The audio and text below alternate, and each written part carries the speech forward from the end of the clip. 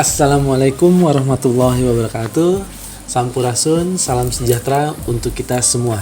Selamat malam sahabat-sahabat Jitu di sana. Kembali lagi ketemu dengan kita ya. Malam hari ini kita akan mencoba untuk mengulas sedikit perjalanan kita. Bukan kita sih, lebih tepatnya saya sama Mas Kace. Terlebih Mas Kace yang udah beberapa kali pergi ke tempat itu gitu. Dulu pernah sama Kang Wira, terus sama saya juga, entah mungkin sendiri juga atau sama yang lain gitu ya. Belum. Sama Yulia enggak pernah. Enggak itu. Baru 2 kali. Ya. Jadi kita itu pernah berkunjung ke daerah Jogja. Tepatnya di mana, Mas? Di Jogja. Jogja Sleman sih. Di Bukit Turgo. di Sleman, ya. Di sana ada Bukit Turgo.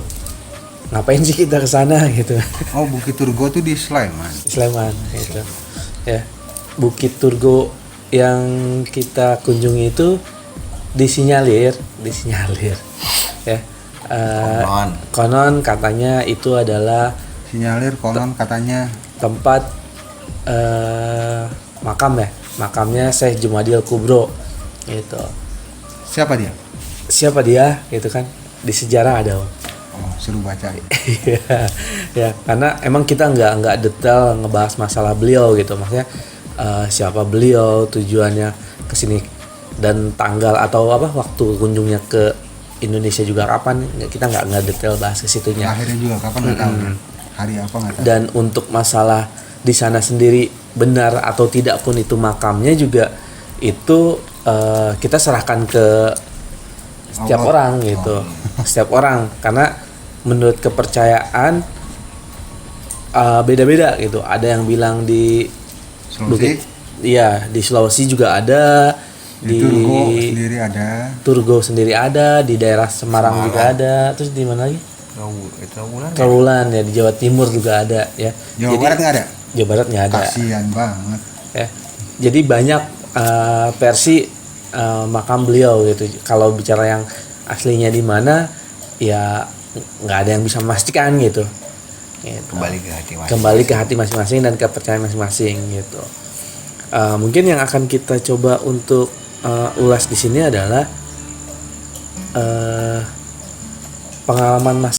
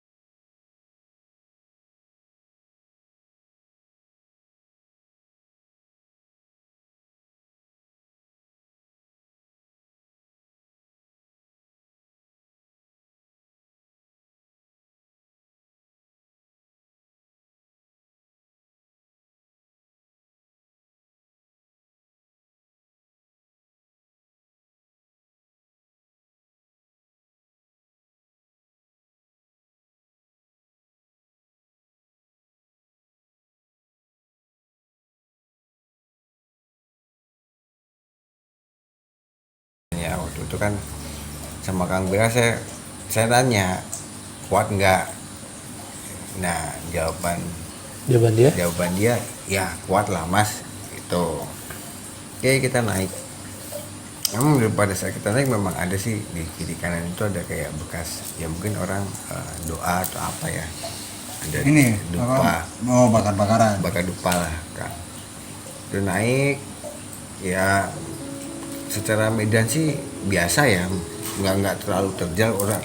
Ini landai gitu ada alurnya kok. Ada jalurnya. Ada jalurnya. Ada jalur treknya dia buat. Dan pada saat naik pun yang agak terjal juga ada tali juga sebenarnya. Oh, ada kayak gitu juga? Ada talinya juga buat membantu orang kan.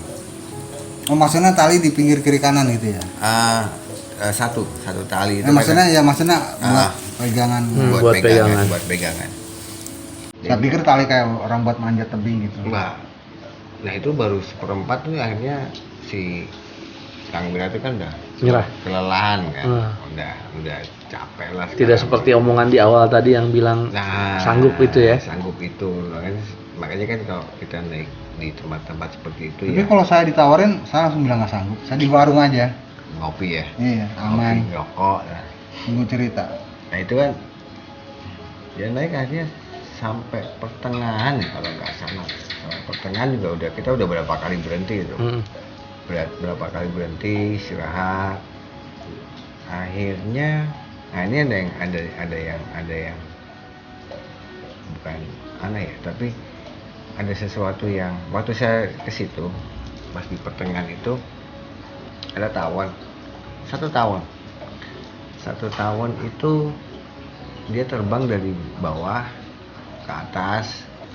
Tawon ngikutin selama perjalanan. Nemenin kan. Udah si Kang Wira juga udah kelan. Saya bilang ke dia, udah aku yang naik duluan.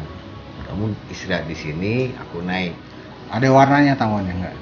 Lupa kan waktu itu kan. Apa hitam doang? Cuman waktu itu kan takut juga keentup kan. Kesengat. Takut kesengat kan. Aduh, jangan nyengat lah dalam hati. Enggak bakal semprotan gitu. Nggak sempat. Nah waktu itu kan udah sampai atas, saya naik sendirian tuh ke atas. Oh memang di sini saya turun lagi.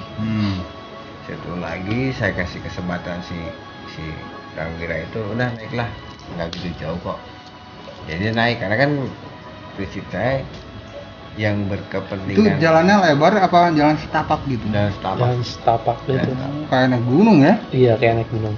Cuma emang treknya trek dilalui orang gitu, jadi sebenarnya nggak terlalu bingung gitu, nggak. Ya istilahnya seharusnya sih nggak banyak jalan ya. Nggak banyak jalan. Ada jalurnya sendiri. Nah, ya berhubung yang memang berniat untuk siarah dia, saya kasih kesempatan. Saya kan cuma untuk melanjutkan perjalanan. Saya kan cuma menemani dan menemani lah, menunjukkan jalan. Udah duluan dah, nggak gitu jauh, hanya dia naik dia siarah di situ. Dan konon nih kata banyak sih kepercayaan itu kan tempat juga nggak terlalu lebar. Iya, nggak terlalu lebar, tapi kalau kata orang-orang yang sering ke situ, maksudnya di puncaknya nggak lebar ya? Nggak berarti lebar. Itu bukit ya? Iya bukit. Makanya disebutnya Bukit Turgo. Bukan gunung ya? Bukan gunung. Nah itu katanya mau berapa orang aja masih bisa masuk di situ. Oh gitu. Muat, ibaratnya muat ya. Satu bis juga masuk. Satu bis muat katanya.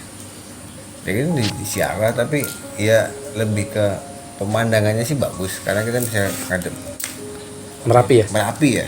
Merapi langsung lah. Nah di situ kan ada makamnya Syekh Jimadu Kubro waktu itu. Makam Syekh Jimadu Kubro. Dan sebenarnya ya sama lah kayak makam-makam yang lainnya ya. Mungkin kalau kita ke sana lebih kita dekat dengan alam. Kita di atas bukit, terus kita bisa, angin ya. Kita bisa lihat adem. Merapi, panas sih. Iya kan nggak ada pohon besar. Nggak ada pohon. Adem mah karena adem angin. Nah di samping ini Bukit Turgo, di bawah kan ada lembah, itu sungai Boyong kan kalau nggak salah. Sebelah lagi itu tempat wisata Kaliurang. Jadi kalau kita lihat Bukit Turgo dari jauh, dari kejauhannya, dari kejauhan itu semacam kayak gapura sebenarnya. Ada gapura kiri kanan. Surah orang Jogja waktu itu. Gapura kiri kanan dan di tengah itu Merapi. Jadi macam kayak kita masih di gerbang lah ibaratnya. Antara kiri kanan. Berarti kiri kanan Gunung Kembar.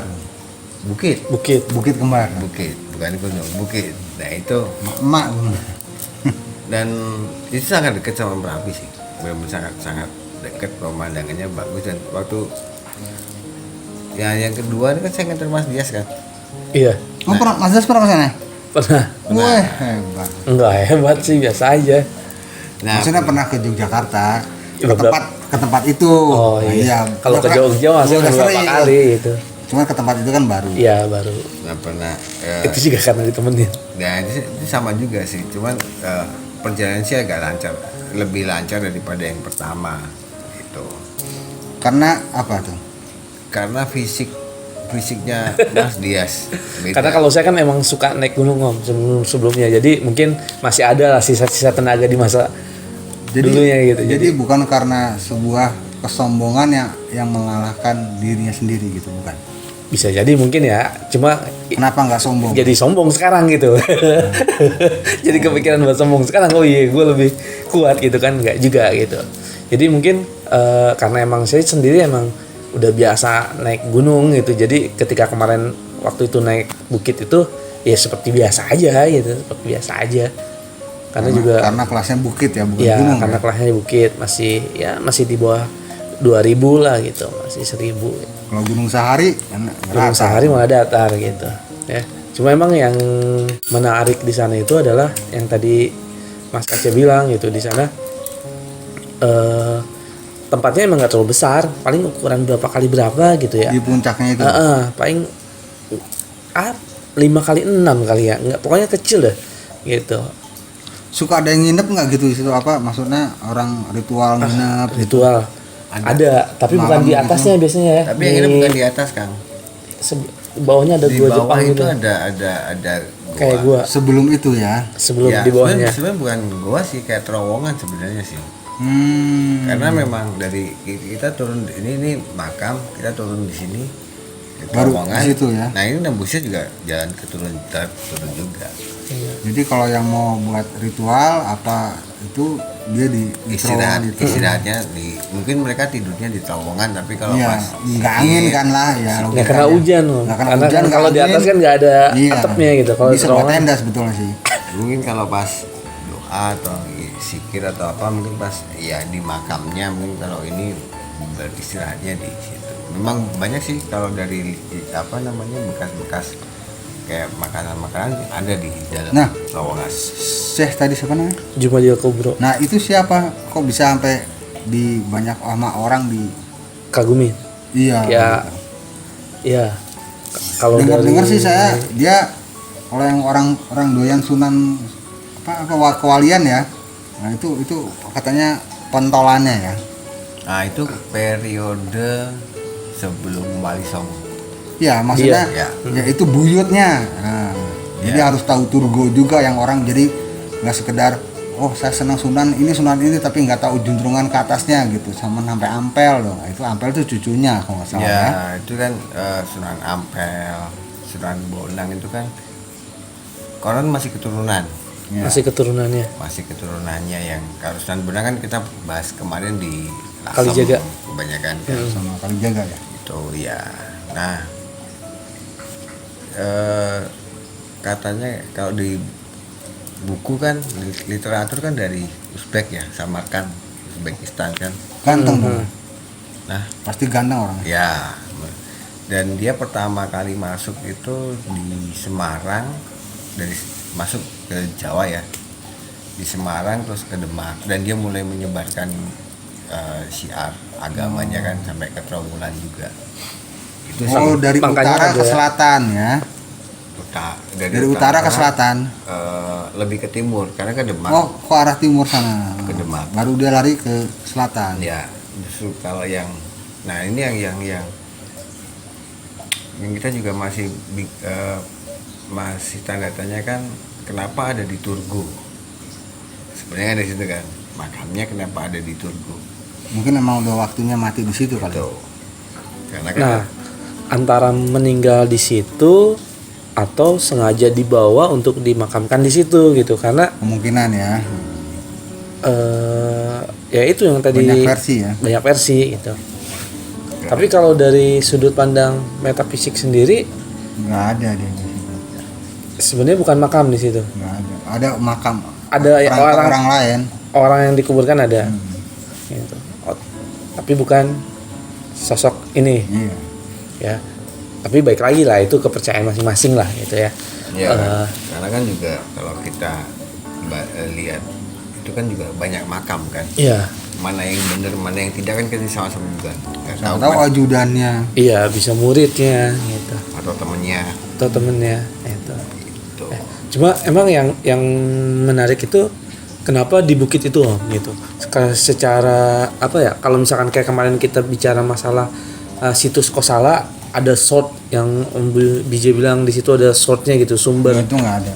Di Turgo sendiri nggak ada. Nggak ada. Tapi itu emang itu menandakan aja, coba aja itu secara itunya Apa? koordinat. Titik koordinatnya. Tarik sama dari utara sampai ke selatan sama larinya ke Merapi kan, biasanya yang ngambil tengahnya titik Merapi itu.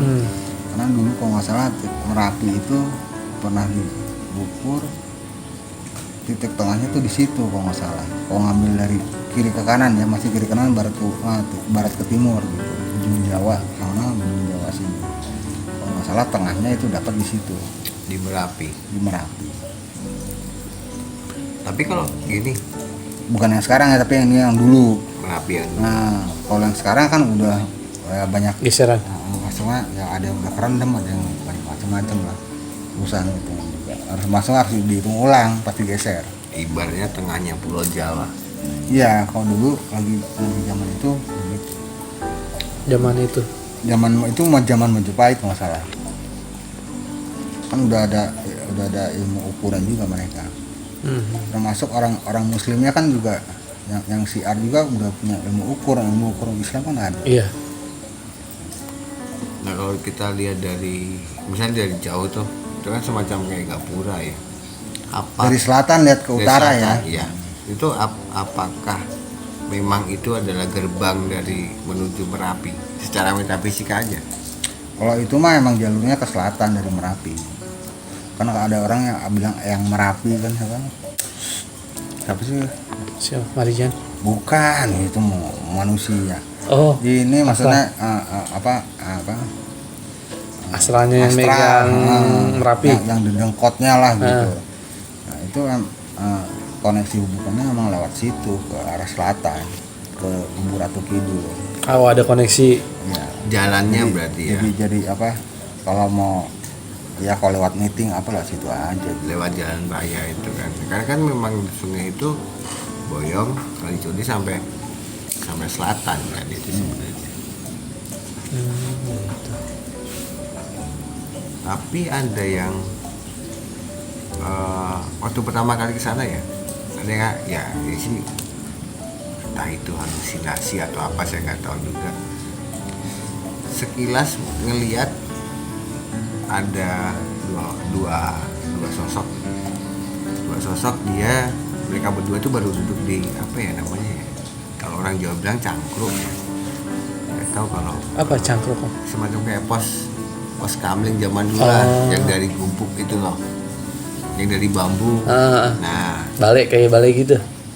ya mungkin kayak gitulah ya. Gak sibuk. Dua orang, satu pakai baju putih bersih, dimulai kayak sorban gitu ya. Satu pakai baju hitam biasa. Itu wajahnya nggak kelihatan sih, karena memang yang putih itu sinar ketutupan kayak bersinar gitu. Cuma ada dua sosok itu sedang duduk bareng, ini kayak gini lah. Ya mereka baru ngobrol ketawa itu sekilas waktu itu sekian ya berapa detik lah dapat visual seperti itu. Anehnya di situ sih, banyak pengalaman aneh di situ karena kan memang kalau menurut ini kan memang tempat itu mistis juga Kang. Mistisnya? Turgo itu ya tempat Sebelahnya apa? jadi ini Turgo, ini sungai, ini Kaliurang. Nah, Kaliurangnya mistis nggak? Kaliurang itu malah jadi tempat wisata sih sekarang. Karena ininya apa? Karena tidak ada dikeramatkan mungkin ya, jadi bolehin buat wisata kali ya. Iya, karena kan memang kalau Turgo juga nggak bisa buat wisata. Konstruksi bukit kontur ininya kali ya. Ya, kontur bukitnya udah bener-bener ya udah mentok di sini udah selesai. ribet ya, banyak sih yang banyak juga kalau pas bulan-bulan apa gitu kan banyak ke situ. orang ziarah. Ya satu bis atau apa yang dari daerah-daerah sekitar, dari Magelang, dari Jogja kan banyak pada ke juga. situ ya. Ya mereka memang apa ya namanya, meyakini bahwa makam itu makam Syekh Jumail Kubro. Kalau orang daerah situ sih nyebutnya kiai ya. Ada nenek dari istri itu nyebutnya di sana makamnya Kiai Jumail Kubro. Oke. Maksudnya itu apa orang ya di atas ulama lah, maksudnya orang-orang berkepentingan di religi nih. Iya, cikal bakal dari Wali Songo sendiri kan. Iya. dipercaya sebagai cikal bakalnya. Nah, kalau untuk sejarahnya kenapa dimakamkan di situ kan ini yang kita nggak tahu, belum tahu sih sebenarnya. Karena kan ada beberapa ya, ini sih tidaknya itu kan konon bukan makamnya Syekh Jumail Kubro, tapi makam Syekh yang lain yang ada di situ. ya intinya kan siapapun yang dimakamkan di sana gitu kan, jangan sampai membuat kita apa ya istilahnya, lupa berkiblat aja sih gitu Ya maksudnya. sebenarnya mau itu makam mau bukan kan agak susah ya, anggap aja kalau emang bukan makam berarti patilasan ya. Nah, jadi kalau masalah doa sih ya mau di mana aja kita berdoa pasti nyampe, tinggal diterima apa enggaknya ya gimana nanti wae. Bagus sih namanya kalau mau ziarah di situ. Nah kalau ziarah kan berarti namanya ziarah kan dia melihat bahwa mungkin itu pernah lintas di situ atau emang wafat di situ gitu, kayak gitu.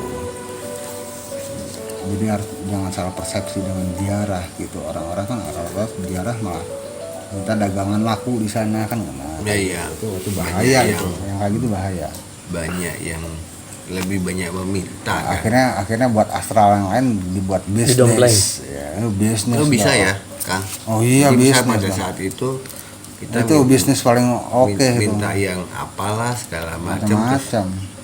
Tiba-tiba nongol sosok lain asal yang ya maaf ya mungkin sekitar situ mewujud seperti Syekh itu juga bisa kan. Banyak. Ya, akhirnya ya jadi bisnis kan. Ya mungkin kalau ziarah ya ziarah doa. Ziarah doa aja. Bukan bisnis orang di bumi di dunia, tapi bisnis astral dengan manusianya gitu. Maksudnya bisnis tuh gitu. Jadi ada take a deal. Ya karena dan pastinya ada yang dikorbankan. Cinta kali. Nggak tahu apa yang dikorban. Nggak ada kali. Nanti aja ntar udah mati bareng. Ketahuan. Iya. Ya karena banyak sih tempat-tempat nggak cuma di ya kita bilang beberapa tempat. Ada sih nanti kita bahas lagi nanti ada candi di sekitaran Magelang juga yang dulu fungsinya katanya petirtan tapi sekarang juga dipakai buat minta yang aneh-aneh. Banyak banyak seperti itu sih. Jadi keramatnya sih lebih ke keramat yang kayak yang horor sih, bukan keramat yang ini. Agak disayangkan sih kalau untuk makam atau tempat kan, orang yang udah meninggal dipakai buat kayak gitu. Itu kan faktor manusianya sendiri. Ya.